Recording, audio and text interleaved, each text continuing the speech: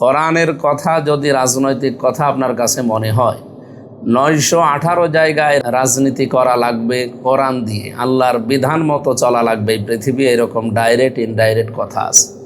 সুতরাং আপনি জ্ঞান পাপী কিনা আমি জানি না, আর আপনি বুঝে বলেন বা না বুঝে বলেন আমি তাও জানি না। অবশ্যই আপনি বুঝে না বোঝার ভান করেন। আপনি সেই আবু জেহেলের মতো পাগল, কিন্তু অত পাগল না। সুতরাং আপনাকে আমরা হেদায়েতের পথে আসার জন্য আহ্বান জানাচ্ছি। আপনি কিন্তু আল্লাহর দরবারে যেদিন উঠবেন বড় জালেম হয়ে উঠবেন।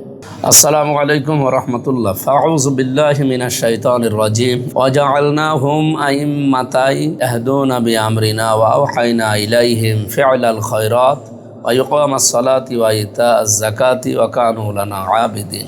সাদাকাল্লাহুল আযীম। প্রিয় দেশবাসী, বিশেষ করে আমার কুষ্টিয়ার সদর আসনের প্রাণপ্রিয় জনগণ, আমরা কিছু কথা অলরেডি শুনতে পেয়েছি কয়েকদিনে। এর আগেও আমি শুনেছিলাম সংসদে এবং সংসদের বাইরে একজনের মুখে, আমি নাম নিলাম না তার, যে মসজিদে কোরআনের কথা বলতে গিয়ে রাজনৈতিক কথা বলা যাবে না। এটা সরাসরি সুস্পষ্টভাবে আল্লাহর বিরুদ্ধে যুদ্ধ ঘোষণা। যারা সুদ খায়, যারা সুদের সাথে জড়িত, কোরআনে কারিম তাদেরকে জানিয়েছে তারা যেন আল্লাহ রসুলের সাথে যুদ্ধে লিপ্ত হয়। যেই মানুষগুলো আল্লাহর বিধান জানার পরে অস্বীকার করে, আমরা তাদেরকে কাফের বলি। বাংলাদেশে এখন বহু মানুষ মুসলমানদের ভেতরে জেনে হোক না জেনে হোক তারা কোরআনে কারিমের সরাসরি বিরুদ্ধে উচ্চারণ করছে। ওমান আযলামু মিম্মান মানা মাসাজিদাল্লাহি আইয়ুযকারা ফিহা ইসমুহু ওয়া সাআ ফি খারাবিহা।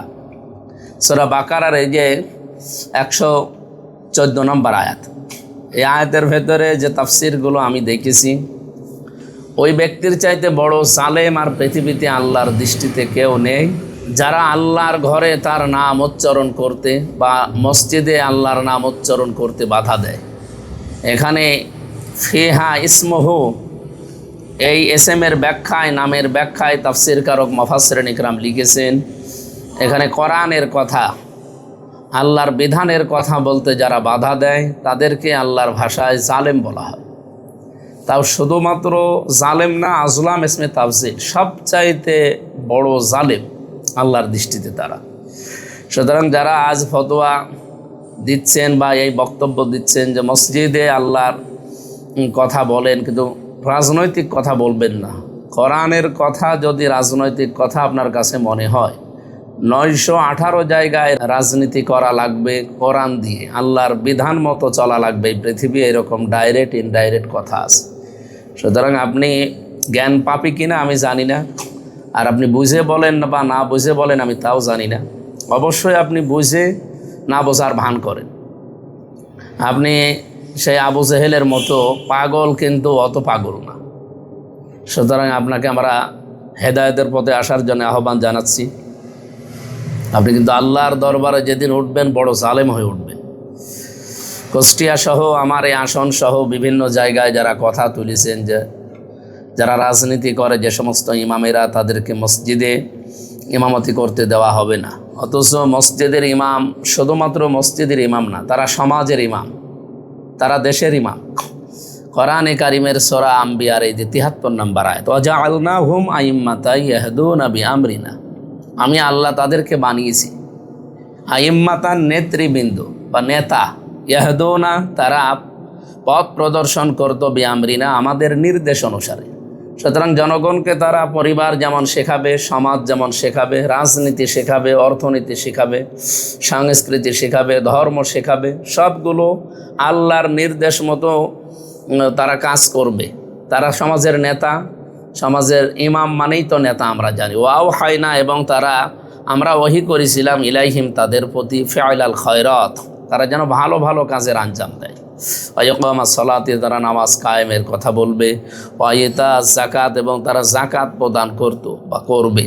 ওয়াকানু লানা আবিদিন, এবং তারা ছিল আমাদের জন্য একজন এবাদতকারী বান্দা, আমার এবাদতকারী বান্দাদের মধ্যে অন্যতম। এই সূরা আম্বিয়ার ৭৩ নম্বর আয়াতটা স্পষ্টভাবে ঘোষণা দেয়, যারা ইমাম হবে, সমাজের ইমাম হবে তারা, রাষ্ট্রের ইমাম হবে তারা, দেশের ইমাম হবে, শুধু মসজিদের ইমাম না। সুতরাং মসজিদের ইমামও যদি ইসলাম নিয়ে রাজনৈতিক কোনো বক্তব্য না দেয়, সমাজ নিয়ে, অর্থনীতি নিয়ে, জুলুম নিয়ে, এরপরে আরও সমাজের যে সমস্ত অসঙ্গতিগুলো আছে এগুলো নিয়ে কথা না বলে, তাহলে সে তো কোরআন চেপে যাওয়া, কোরআন গোপন করার অপরাধী, সেও এক ধরনের কাফির হয়ে যাবে। এই জন্য মসজিদের ইমামদের আমরা আহ্বান জানাবো, আপনারাও মসজিদে যেমন পরে পারিবারিক জীবন নিয়ে কথা বলেন, সামাজিক জীবন নিয়ে কথা বলেন, অর্থনৈতিক জীবন নিয়ে কথা বলেন, সাংস্কৃতিক জীবন নিয়ে কথা বলেন, আপনারা রাজনৈতিক জীবন নিয়েও কথা বলবেন। কেউ যদি বাধা দেয়, যেখানে বাধা দেওয়া হবে সেখানেই প্রতিবাদ হবে।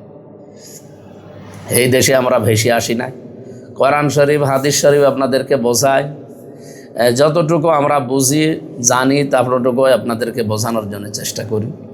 আহ্বান জানাবো, এরকম ভুল পথে কেউ পা বাড়াবেন না।